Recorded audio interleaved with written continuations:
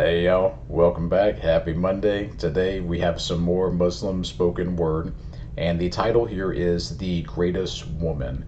We saw Muslim spoken word last week. It was titled The Meaning of Life. It was really beautiful, very, very poetic.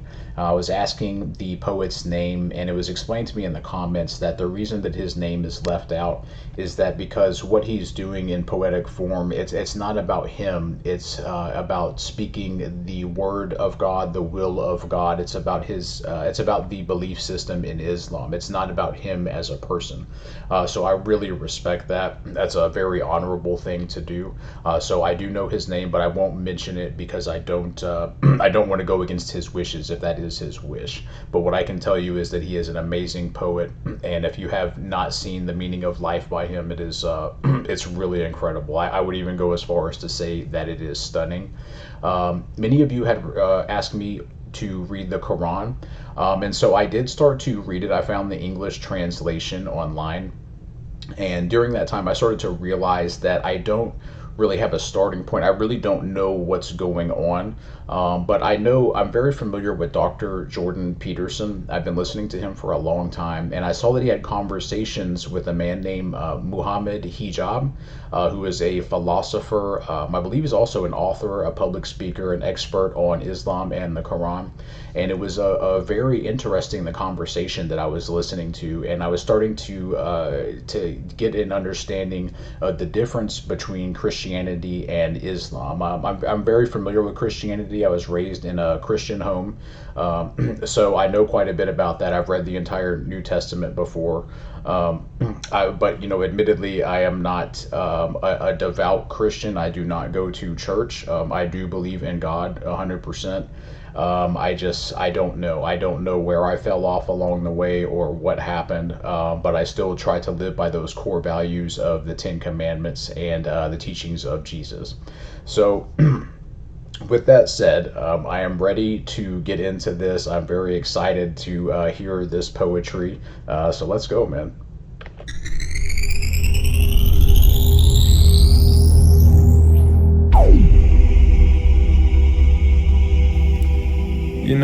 Something must be wrong when almost every single song has sex as its basis.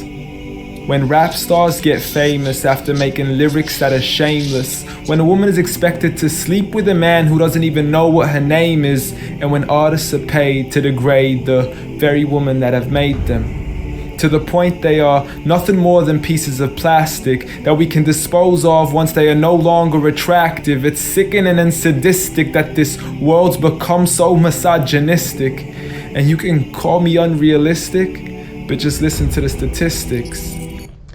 Yeah, so he came out of the gate with truth there. It's the older I get, especially as I do have concerns about just how popular music, especially with hip hop and rap, it's extremely degrading to women, and that includes the female rappers. The things that they say, I'm familiar with Cardi B, and I think Megan Thee Stallion. Like, I've seen video clips and heard some of the lyrics, and quite frankly, it's disgusting.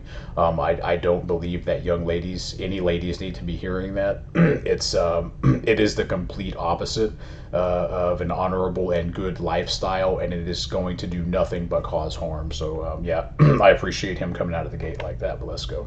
And you can call me unrealistic, but just listen to the statistics.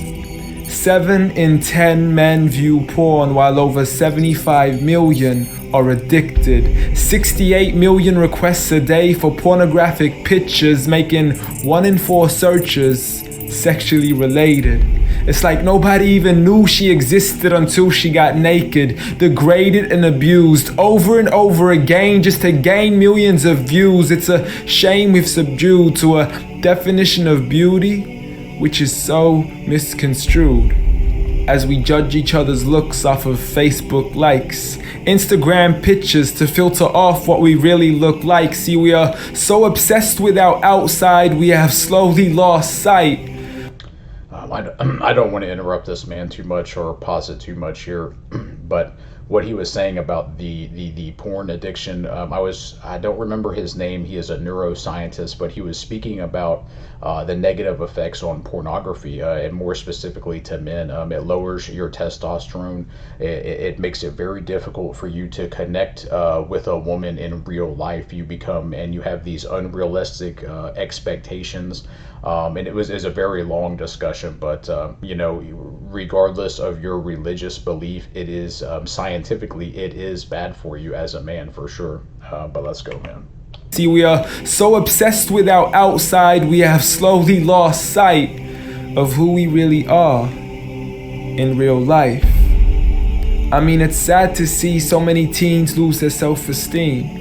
Looking at these magazines thinking they have to look like what they see. Please, you are worth much more than a 2D image on a screen. You are a living, breathing human being. If only you knew what you really mean. Just look into your history books and begin to read of all the girls in the world who are capable to achieve, and you will surely see with certainty females like Fatima al-Fihri, who opened the first ever university, Rufayda al-Islamiyya, the first nurse to perform surgery, and Aisha bint Abi Bakr, the greatest female scholar in eternity. It's a shame you probably haven't even heard of these great female prodigies.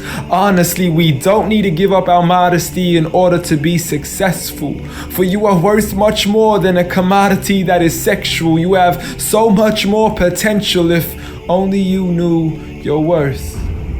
You could be like the greatest of all women to have walked this earth, like Mary, the mother of Jesus, chosen by Allah to be an example for the believers, a woman who stood strong even when she was abused, falsely accused and ridiculed for things she'd never ever do, so it didn't really matter when there was nobody else beside her, for she knew that God was Ar-Razzaq and her ultimate provider, and she had to trust in Him alone. Just like Asiya, the wife of Fir'aun, a woman who was brave and courageous, stood up for what was right and didn't let anybody change this, a woman who was fearless and laughed in the face of death, for she gave up the riches of this life for a palace in the next. Next up, Khadija, the mother of the believers, a wealthy merchant who had nurtured the Prophet for over 25 years, his first wife, the love of his life, and the mother of his kids. She was the first to believe in him when nobody else ever did. She just is. Beyond any words that can make you understand. So much so that even Allah sent her His salam. She was grand and Allah assured her, just like her daughter, Fatima, the master of all women in paradise, a woman who would shine so bright she was nicknamed as Zahra, the splendid one with the most generous of hearts, a woman who gave up so much of her food she had no choice but to fast. She would fight on behalf of her father even as a little girl. And such are the examples of the greatest woman in the entire world. And it had nothing to do with how they looked, but for who they truly were. So ignore the standard of Man, I just usually I pause it to speak and to commentate as any video that we do, but I really did not want to interrupt him. But just to go back a little bit, when I was younger, in my teenage years, 20s, and that time frame, it seemed completely normal to me. If you go to the beach or somewhere like that and you see women wearing G-string bikinis and things like that. But now that I'm older, I don't like it. I do not care for that at all. I do believe that women are a precious treasure, especially to their husbands when they are married. There's no need for anyone to see them like that. I would never try to infringe on someone's rights to do that or to confront them or anything like that. But for me personally, I don't care for that, and I don't want to see it. It's my wife is my wife. I only need my wife. That is truly how I feel. I wanted to touch on that. The other women that he listed, women of Islam that have had great accomplishments.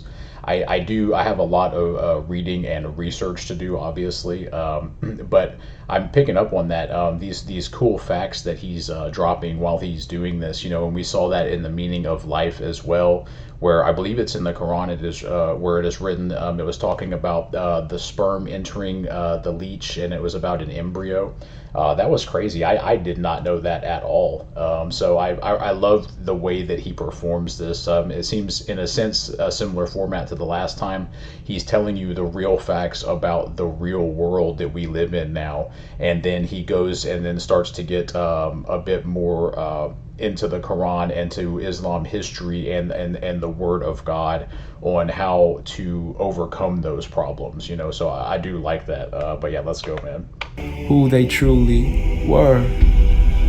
So ignore the standard of success defined by society, when God has said that the best of mankind are those who have piety, regardless of your shape, your color, or your race. For God does not look at your bodies, nor does he look at your face. Rather, he looks towards your heart and checks your faith. So at the end of the day, it doesn't matter what the people say or who they think you are, when you could be like the greatest of all women in the eyes of Allah. The greatest woman. Wow, I like the way that he closed that out. That was awesome. Yeah, my mind's going all over the place. I really enjoy this guy. I love his poetry. I wish he was my neighbor so I could talk to him and just ask him questions and educate myself about Islam and just at a base level.